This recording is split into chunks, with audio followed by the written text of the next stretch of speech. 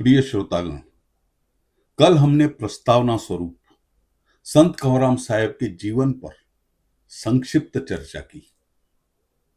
आज से हम उनके जीवन के हर वास्तविक प्रसंग को सिलसिलेवार सुनेंगे, समझेंगे और उसमें समाहित बोध को आत्मसात करेंगे। जैसा कि मैंने कल वादा किया था, आज हम संत कंवराम के उस जीवन प्रसंग को सुनने जा रहे हैं जो मेरे दिल के बहुत करीब है। यह जीवन प्रसंग वास्तव में 40वें नंबर पर बोला जाना था, सुनाया जाना था, लेकिन मैंने इस श्रृंखला का प्रारंभ इसी जीवन प्रसंग से आरंभ करना बेहतर समझा। यह जीवन प्रसंग है समाज के उद्धारक कंवर। इस प्रसंग को मैं 3 तरीकों से सुनाना चाहूंगा। पहला तरीका पारंपरिक है, एक सीधा सादा तरीका। जैसा मैंने पहली बार इस प्रसंग को सुना था, बस उसी तरीके से अगर कहूं तो वह यूं था कि उस समय के दुर्दान डाकू ने जरबार गांव में डाका डालने की खबर भेजी। हाँ भाई, पहले के जमाने में यही होता था। तब गांव में पुलिस स्टेशन तो हुआ नहीं करते थे, इसलिए किसी का खौफ नहीं था और इसलिए डाका डालने वाले गांव में पहले खबर कर दिया करते थे, संदेशा भेज दिया करते थे। अब डाकुओं के आने की सूचना पाकर तो यह स्वाभाविक ही था कि लोग घबरा गए और अपना माल असबाब छुपाने के लिए इधर से उधर भागने लगे। मगर भगत साहब ने सबको आश्वस्त किया और सबकी अलमारियों की चाबियां अपने पास लेकर रख दी। संत कंवराम ने एक पगडंडी के पास पेड़ की छांव में खटिया बिछा दी और डाकुओं का इंतजार करने लगे। जैसे ही डाकू वहां पर आए तो संत कंवराम ने हाथ जोड़कर उनका स्वागत किया। चाबियां उनके सामने रखकर भगत साहब ने कहा कि पहले आप आराम से बैठकर प्रसाद ग्रहण कीजिए, कुछ सुस्ता लीजिए और फिर चाबियां लेकर जो लूटना चाहें लूट लीजिए। डाकू संत की इस आवा भगत से प्रभावित हुए। उन्होंने खटिया पर बैठकर प्रसाद ग्रहण करना कबूल किया और संत के भजन भी सुने। और जैसे ही प्रसाद और भजन समाप्त हुए और फिर डाकुओं ने अपनी बंदूकें फेंककर भविष्य में डाका न डालने का प्रण लिया।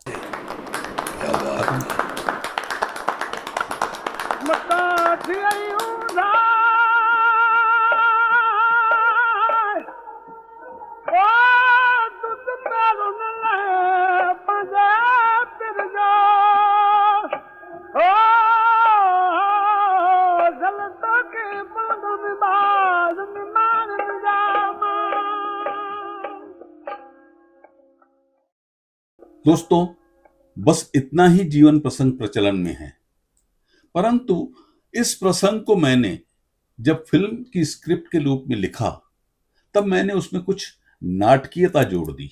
यह इस प्रसंग को बयां करने का दूसरा तरीका है। मैंने लिखा था कि जैसे ही डाकू करीब आए, संत हाथ जोड़कर बीच रास्ते में ही खड़े हो गए।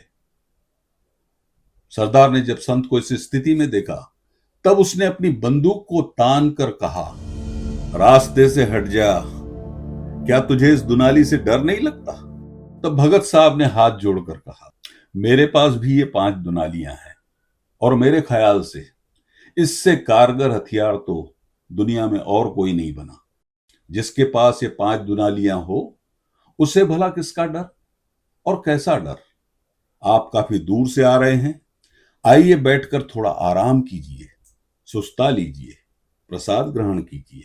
सरदार ने गुर्रा कर कहा, तू जानता है कि मैं इस गांव को लूटने आया हूं, आराम करने नहीं। तब संत ने मुस्कुराकर कहा, ठीक है भाई, उसके लिए मैं आपको रोकूंगा नहीं। आपकी सुविधा के लिए मैंने गांव की सारी तिजोरियों की चाबियां जमा करके रखी है। आराम से बैठिए, जलपान कीजिए और फिर आपकी जैसी मर्जी। सुनकर डाकू चौंक गया और उसके मुंह से निकला, आखिर तू है कौन? हमें देखकर तो अच्छे भले डर जाते हैं। और तू देखो, अगर इसमें कोई चालबाजी हुई ना तो अच्छा नहीं होगा। तब संत कंवर राम ने बड़े इत्मीनान से, सहजता से जवाब दिया, बंदा तो एक गरीब बनिया है, नाम है गुलाम कंवर। भाई मेरे आपके हाथ में दुनाली है, फिर आपको किस बात का डर है? तभी गैंग में शामिल एक डाकू बोला, सरदार, ये तो वो ही संत कंवर राम है जिसकी भगत में लोग हजारों रुपयों का दान देते हैं। इस बात को सुनकर सरदार कुछ आश्वस्त हुआ। अच्छा, साधु संत है, फिर डर कैसा? और इसलिए उसने खटिया पर बैठकर प्रसाद खाना कबूल किया।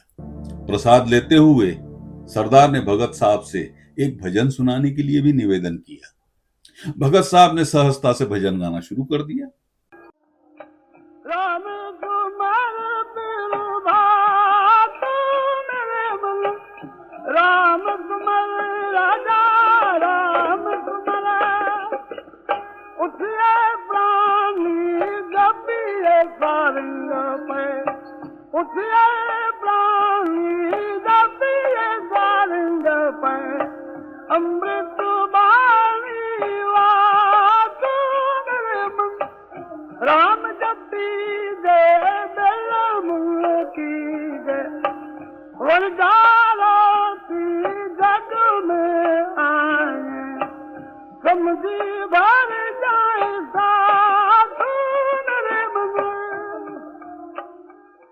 संत का भजन सुनकर प्रसाद खाते हुए सरदार अचानक बोला, आज सब कुछ अजीब सा हो रहा है। इतनी मीठी आवाज मैंने कभी नहीं सुनी। इतना बेखौफ आदमी मैंने अपनी जिंदगी में नहीं देखा। और इतना स्वादिष्ट भोजन तो मैंने जिंदगी में कभी खाया ही नहीं। इस पर संत ने बड़ा प्यारा सा जवाब दिया, देखो भाई मेरे, पसीना बहाकर भोजन कमाओगे तो उसमें स्वाद आएगा। किसी का खून बहाकर अगर भोजन खाओगे तब उसमें भला स्वाद कहां से आएगा? वाह, क्या बात कही है, शानदार। यह सुनते ही डाकुओं के सरदार ने अपनी बंदूक फेंक दी और संत के चरणों में गिरकर कहा, भगत साहब, आज से डाका बंद। सच कहूं, अब तक मैंने सैकड़ों लोगों को लूटा है, मगर यहां तुम्हारे गांव आकर तो आज मैं खुद लुट गया। बहुत अच्छी, बहुत अच्छी, बहुत बढ़िया।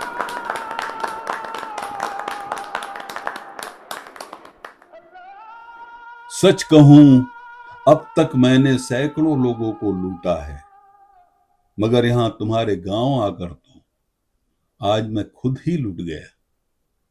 शायद मेरी फिल्म स्क्रिप्ट का यह आखिरी डायलॉग सुनकर आपके मुंह से भी वाहवाही निकल गई होगी, मगर यह बात इतनी साधारण नहीं थी। डाकुओं ने डाका डालना छोड़ दिया। इस प्रसंग के गहरे रहस्य को मेरे मित्र जयंत उपाध्याय कुछ इस तरीके से उजागर करते हैं, जो इस प्रसंग को बयां करने का तीसरा तरीका है। जयंत का कहना है कि लोगों की नजरों से छुपकर उनकी धन दौलत को ले जाना यानी इसे चोरी कहा जाएगा। वहीं लोगों को बेवकूफ बनाकर उनकी धन दौलत को ले जाना ठगी कहलाता है। डाका डालने का क्या मतलब है? डाका डालने का मतलब है लोगों के आमने सामने आकर उन्हें अपनी ताकत और हथियार दिखाकर डराना, धमकाना और जरूरत पड़ने पर उन्हें मारकर भी उनकी धन दौलत को हथिया लेना। अब यहां चाबियां रखकर संत ने अजीब स्थिति पैदा कर दी थी। अगर डाकू सरदार संत कंवर राम से तिजोरियों की चाबियां लेकर सहजता से धन दौलत ले जाते, तब इसे डाका डालना तो नहीं कहा जा सकता था। ऐसा करके वो लोग कम से कम डाकू तो नहीं ही रह जाते। संत कंवर राम ने गहरे मनोविज्ञान और दार्शनिकता का प्रयोग करते हुए चाबियां सामने रखकर डाकुओं से उनका डाकूपन छीन लिया।